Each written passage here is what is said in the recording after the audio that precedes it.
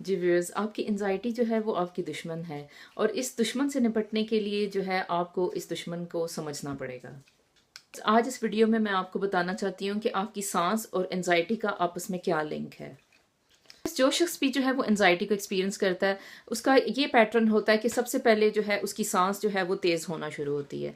सांस तेज़ होती है, उसको जो है अपना दम घुटता हुआ कभी महसूस होता है और उसके बाद जो है उसको जो है एक ख्यालात आते हैं कि उसको जो है इस जगह से भाग जाना चाहिए, या कुछ भी ऐसे ख्यालात हो सकते हैं कि कुछ मतलब जो कि पैनिक क्रिएट करते हैं।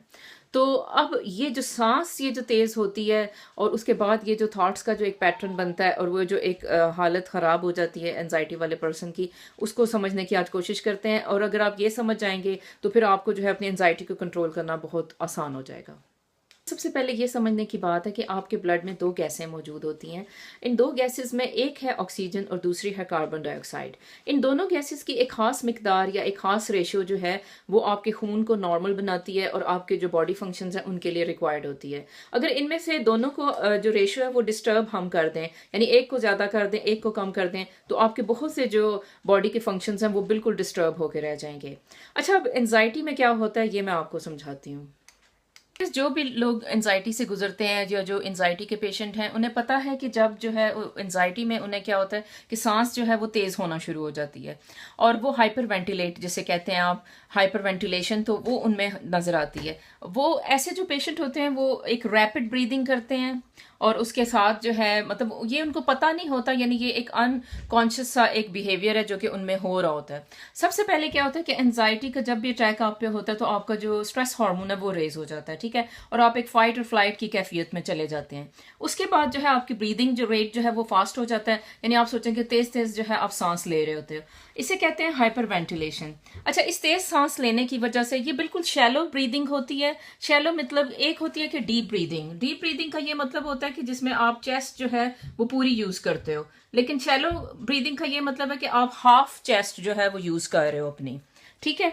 यानी जो आप ज़ाहिर आपको पता है कि जो एक ब्रीदिंग का मैकेनिज्म है वो लंग्स के जरिए होता है, तो अगर आप हाफ लंग्स यूज कर रहे हो तो ये एक शैलो ब्रीदिंग है, लेकिन अगर आप फुल लंग यूज कर रहे हो तो ये जो है एक नॉर्मल ब्रीदिंग होगी, ठीक है।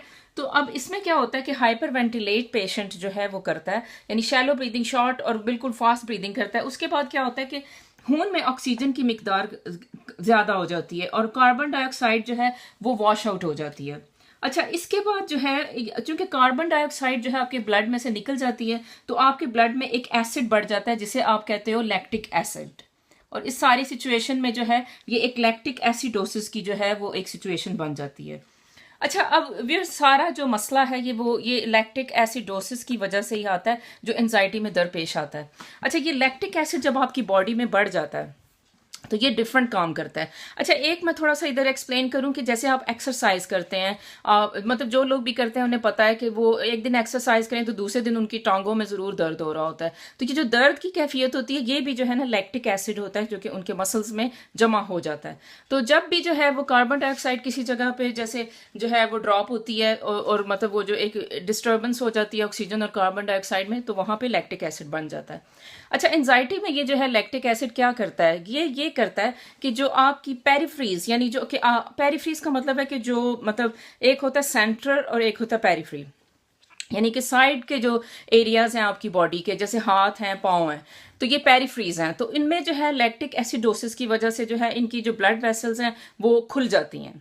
तो इसलिए एंजाइटी के पेशेंट्स में जो है वो हाथ जो है वो कभी कांपना शुरू हो जाते हैं, उनको लगता है कि इसमें से गर्मी निकल रही है। वो इसकी वजह होती है कि ब्लड जो है वो पेरिफ्रीज की तरफ जो है वो फ्लो करना शुरू हो जाता है। तो अच्छा, अब जो इसके अलावा जो ये लैक्टिक एसिड है ये क्या करता है कि जो हार्ट की जो ब्लड वेसल्स हैं उनको कॉन्स्ट्रिक्ट कर देता है और ब्रेन की जो ब्लड वेसल्स हैं उनको भी जो है तंग कर देता है। अच्छा, इस चीज को कंपनसेट करने के लिए जो है ना हार्ट को ज्यादा काम करना पड़ता है, इसलिए जो है आपको जो है अपना दिल जो है वो धड़कता हुआ महसूस होता है। तो ये आप सोचें कि ये कितना ये एक कॉम्प्लेक्स सा मैकेनिज्म है जो कि बिल्कुल एक फ्लिक ऑफ अ सेकंड में जो है ये सब कुछ शुरू हो जाता है। तो ये सारे जो है ना इसके बाद एंजाइटी के सिम्टम्स आते हैं। जब आपके देखें कि जब वो ऑक्सीजन है जो आपके ब्रेन को जब नहीं मिल रही एक सर्टन अमाउंट में जो उसको रिक्वायर्ड है, तो फिर ये होता है कि आपकी जो ब्रेन केमिकल्स हैं वो चेंज होना शुरू हो जाते हैं और आप में जो है ना एंजाइटी की थॉट कि मैं इधर से भाग जाऊं या कुछ यहाँ पे ठीक नहीं है, और इस तरह की थॉट्स जो है या बिल्कुल डिरेंज हो जाते हैं, या आपको लगने लगता है कि मैं कहीं पागल तो नहीं हो रही या हो रहा।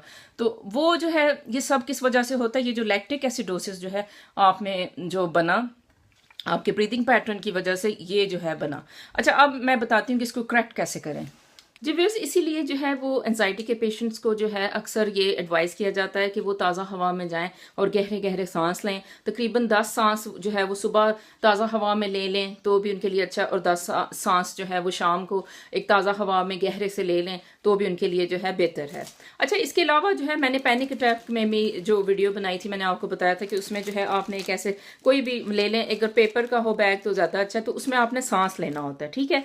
जब ये ऐसे आपको पैनिक अटैक हो जाता है, ये एंजाइटी का जो है एक दौरा सा पड़ जाए, तो ये सांस भी जब आप लेते हो इसी बैग में, तो ये भी एक्चुअली आपकी कार्बन डाइऑक्साइड जो आपकी बॉडी से वॉश आउट हो चुकी है, तो ये उसको बढ़ा रही होती है। यानी देखें ना, आप इसी में सांस ले रहे हैं तो फिर इसका मतलब है कि इसमें जो मौजूद कार्बन डाइऑक्साइड है इस बैग में मौजूद, वो आपकी जो ब्लड की जो कार्बन डाइऑक्साइड है ये उसको बढ़ाएगी, क्योंकि आप बार बार कार्बन डाइऑक्साइड ही अपने अंदर इनहेल कर रहे हो जब एक ही जगह पे आप जो है सांस लेंगे। I hope you understand this point. Please इसके अलावा जो है जो एंजाइटी के पेशेंट्स होते हैं उन्हें कहा जाता है कि जब आपको लगे कि आप एंक्शस हो रहे हैं तो आप अपनी सांस का पैटर्न चेंज करें। तो उन्होंने इस तरह से सांस लेनी होती है कि यानी लाइक काइंड ऑफ जैसे कि उनका जो आप देखें ना, जैसे आप इनहेल करते हैं यानी अपने अंदर जब सांस खींचते हैं तो आपको लगता है कि जैसे आपका जो स्टमक का एरिया है जो कि आपके रिब्स के नीचे होता है, यानी जो आपके मैदे का एरिया है वो थोड़ा सा बाहर निकल आया, ठीक है। तो ये एक अच्छी सी डीप सी ब्रीथ है, और फिर आप इसको बाहर निकालते हो तो बिल्कुल मतलब कंप्लीट आप जो है अपने जो लंग्स हैं वो यूज करते हो।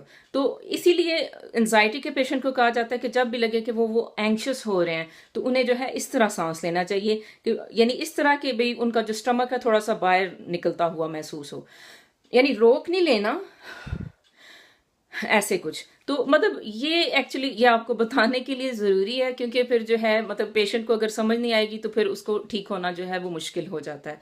तो अब मैंने इस वीडियो में आपको बताया कि जो आपकी सांस का पैटर्न है वो कैसे आपके एंजाइटी के सिम्टम्स को कॉज कर रहा होता है और इसको जो है कंट्रोल कैसे किया जा सकता है। कि आई होप कि आपको जो है ये वीडियो समझ आई। मेरी कोशिश होती है कि बिल्कुल सिंपल सी लैंग्वेज हो और सिंपल सी बातें हों, लेकिन फिर भी अगर आपको कुछ समझ ना आई हो तो आप मेरे से पूछें। And thanks for watching.